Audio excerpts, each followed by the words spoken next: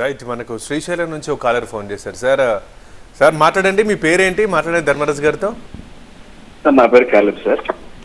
చెప్పండి ఒకసారి గారితో మాట్లాడదు సార్. సార్ మాది శ్రీశైలం సార్. నమస్తే, చెప్పండి. మాది శ్రీశైలం అండి. నుంచి ఫుల్ వర్షాలు బాగా కురుస్తున్నాయండి. అప్పుడు తీరం దాటే అవకాశం ఉంది వాళ్ళ రాత్రికి అని చెప్పినారు. తీరం దాటడం అంటే ఏంటి? ఇప్పుడు మాది నంద్యాల జిల్లా శ్రీశైలం. ఇక్కడ ప్రభావితం ఎలా ఉండబోతుంది ఏంటి? ఈ వర్షాలు ఎప్పుడు లోపల తగ్గొచ్చు?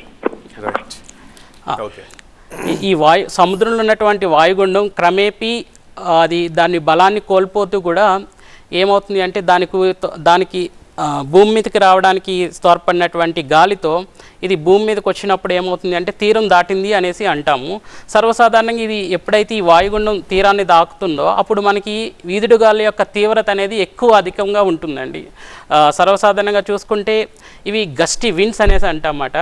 ఇవి సర్వసాధారణంగా 20 కిలోమీటర్ల గంటకు 20 కిలోమీటర్ల వేగంతో వీసే గాలి ఇది ఎప్పుడైతే ఈ యొక్క వాయుగుండం తీరాన్ని తాకుతుందో సడన్గా ఈ యొక్క గాలిలో ఉన్నటువంటి మార్పులు అనేవి మనం ఎక్కువ చూస్తామన్నమాట. ఈ గాలి యొక్క ఉద్రిక్తత అనేది పెరుగుతుంది.